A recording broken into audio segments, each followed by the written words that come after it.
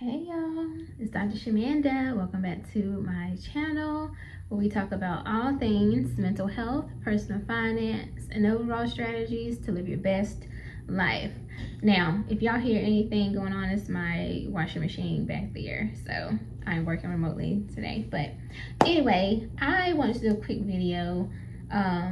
And first, before I start, I just want to say, of course, welcome and welcome back to my new subscribers and to those who've been with me on this journey. On this channel, I'm focused on building financial wealth, financial freedom, time freedom, and generational wealth. And I am just motivated and excited because I have literally seen my life transform and change. And I hope that and focused on that continuing, right? And hopefully that these strategies and tips that I give you guys are effective for you as well as they're working for me. But today I wanted to talk about, surviving on one income, because I see a lot of videos about the gig economy, side hustling, having 2 or 3 jobs, and honestly, the economy that we live in, it honestly requires multiple streams of income.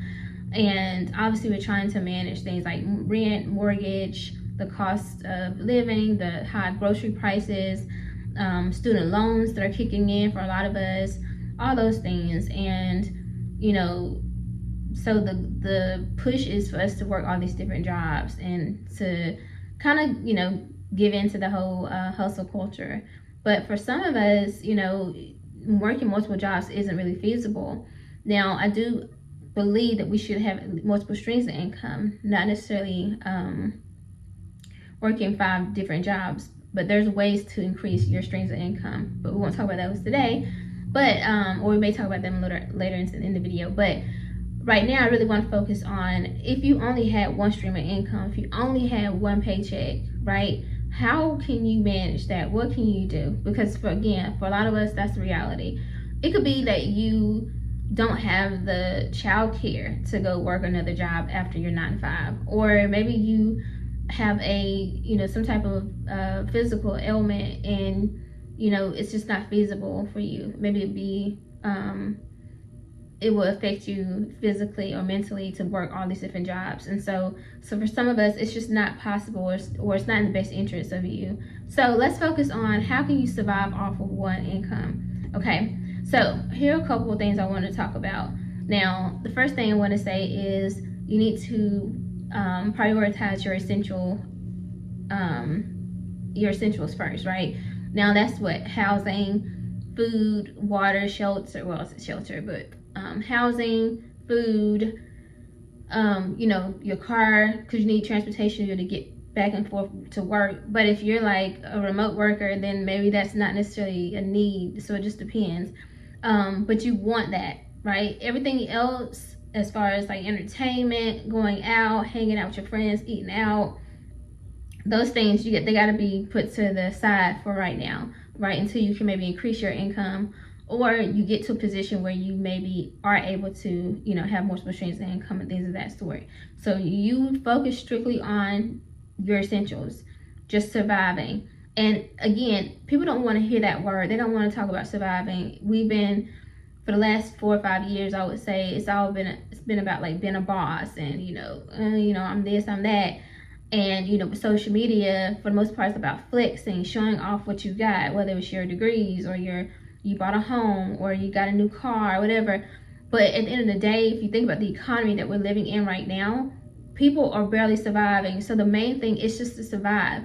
And I really want to encourage that, because I'm not a person that's complacent, and I hate complacency. That's like an ick for me. But you have to also consider the time that you're in and the season that you're in, right? If you're in a season where you've done all you can do and all you need to do right now and can do right now is survive, that's okay. That doesn't mean you're going to stay there forever, but right now that's just required of you, and that's what is needed, right? So again, when it comes to your budget, focus strictly on the bare basics, the essentials.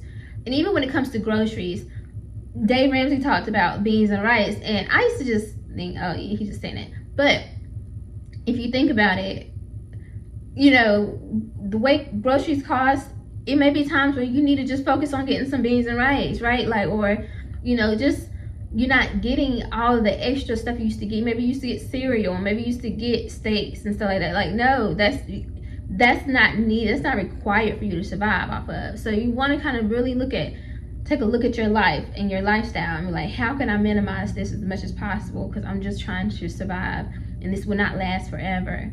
The second one is to cut lifestyle creep. Now, again, we may think, I was watching some videos and I was like, this lady said something. She was saying that all the jobs that she didn't want to do or wouldn't do, and I was just thinking, like, because she just had a layoff, and it just really made me think, like, we have become so privileged, you know what I mean? Because my thing is, if you ain't got no job, this is not the time to be saying what you ain't gonna do or what you're not gonna cut out your budget and stuff. Like, this is the time to be like, you know what, I really enjoy this. I really enjoy going to the gym. I really enjoy eating this type of brand of food. But right now, baby, the gym gotta go. Right now it's great value, everything. Right now it's like you really have to get into that mindset where you're just trying to survive. And again, it's not forever. So make sure that you're not like adding things to your life or upgrading your life in any kind of way, because at the end of the day, you're trying to survive and you don't want those extra things that really don't matter, or that may actually be a privilege, to get in the way of you making, basically me being able to survive and what is that saying, making ends meet, I guess. I think that's what it's called. The third one is to automate your positive actions like savings and investing. Now again, if you're trying to survive, more than likely you're not really going to be saving or investing too much. But if you are, let's say, like, you have enough, right? If that makes sense. Like, you have enough and there's a little bit of room for just to maybe meet your 401k match from your employer, which I highly recommend. If you can still do that, then keep doing that.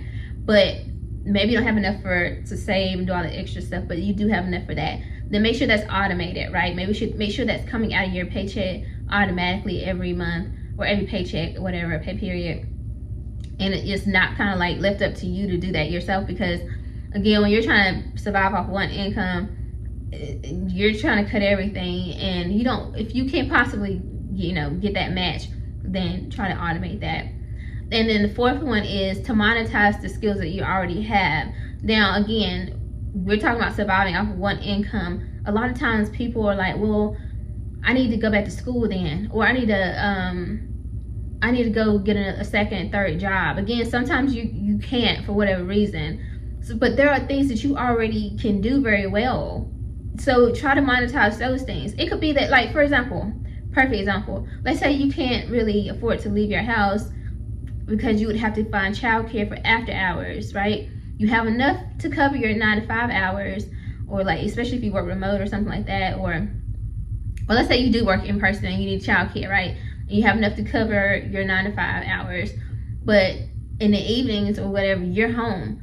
Well, if you really love kids, then you could become like a babysitter, right? You could babysit your neighbor's kids or whatever in the evenings, because maybe they work a second job. And guess what? Now that you're at home, you're already at home. That could be a stream of income right there, and it doesn't require you to spend any money, right? So think about it. Maybe while you're at home, all right, you are freelancing. Maybe you are really good with graphic design or social media management. Like, there's so many things you can do if you already have the skills that don't require you to go somewhere and work another job or spend 10 hours off site or whatever, right? Like, you can try to use the skills that you already have.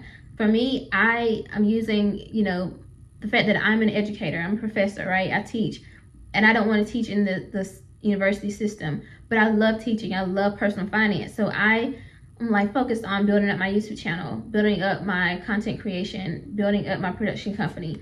But that doesn't require any extra, like, I don't have to do anything super extra.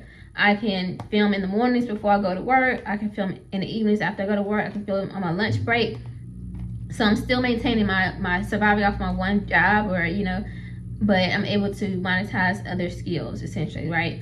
So those are a few things that you can do to survive off of one income. And this is, for millennials and Gen Z, because I know, again, and I'm not saying that the other generations aren't struggling either, but I'm just saying specifically as a millennial, I'm speaking to you guys and Gen Z, because you know, with the student loans and all that stuff kicking in, a lot of us will be feeling this. And if you aren't able to get another job for whatever reason, because a lot of people aren't able to get one job, so you're already competing with them. So how do we survive off of that one job that we already have if we're, you know, blessed enough to have one? How can we make that stretch? In the meantime, you know, use the skills that you already have, budget appropriately, don't increase your lifestyle at all, and then if you can meet your 401k match from your employer, try to get that at least. Okay, hopefully this helps. If you guys have any questions or comments, feel free to leave them in the comment section. But again, if you do like this video, like the video, comment, subscribe, share, and I'll see you guys next time. All right.